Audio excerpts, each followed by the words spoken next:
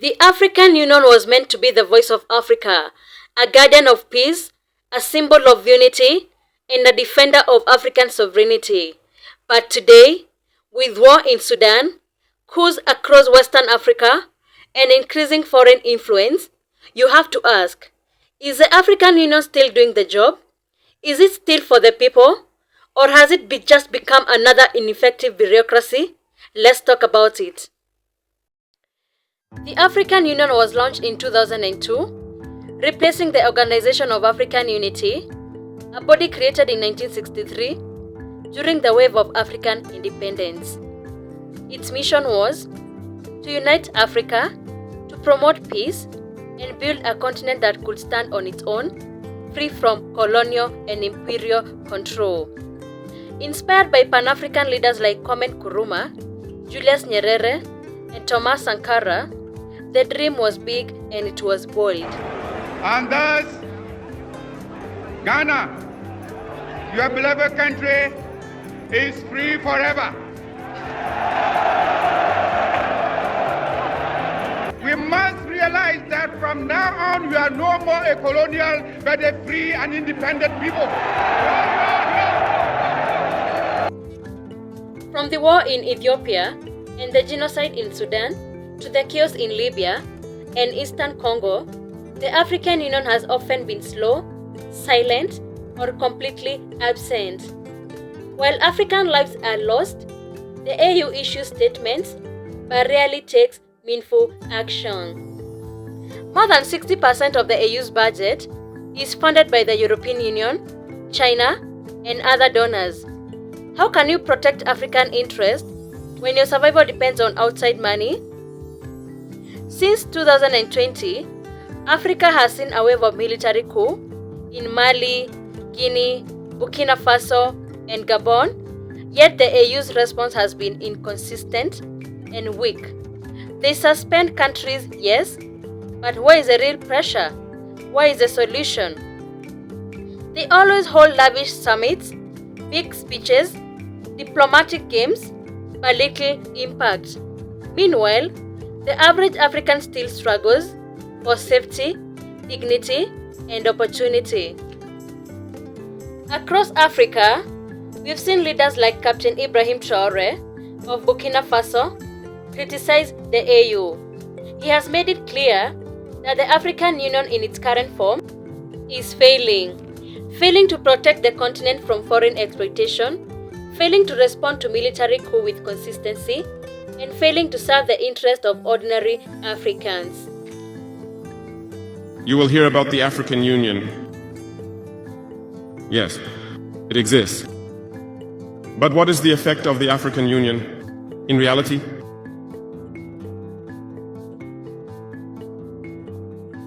We cannot talk about integration in the theme and not talk about the African Union. Because it is this organization that should unite us, create real integration.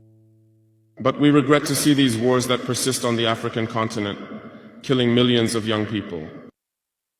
And that this organization, which has heads of state, with armies, is unable to organize itself to support certain countries.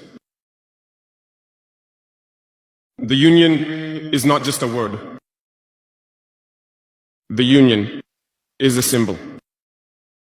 And we, the youth, should learn a lesson from this situation to unite, to make integration a reality. I was unpleasantly surprised when Ethiopia, which hosts the headquarters of the African Union, was experiencing a conflict. And when I saw the Prime Minister put on a military uniform and announce the closure of the university in Addis Ababa to face the threat. I did not see any action from the African Union to protect these headquarters.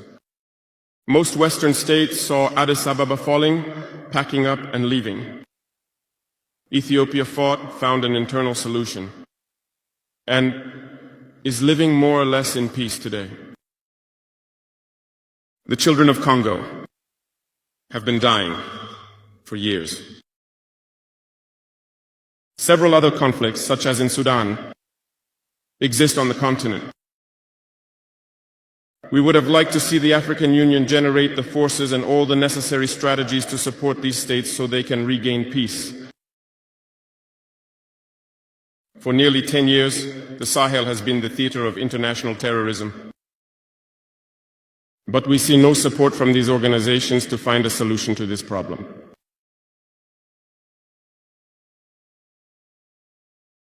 Worse, a few days ago, a country foreign to Africa openly announced having supported and participated in a cowardly terrorist and barbaric attack against the forces of our confederation in Tinsawatten. The African Union did not utter a word to condemn this interference by a state outside of Africa in the internal affairs of our states. I would like them to hear this and therefore break their silence and take action so that the youth can believe in the African Union.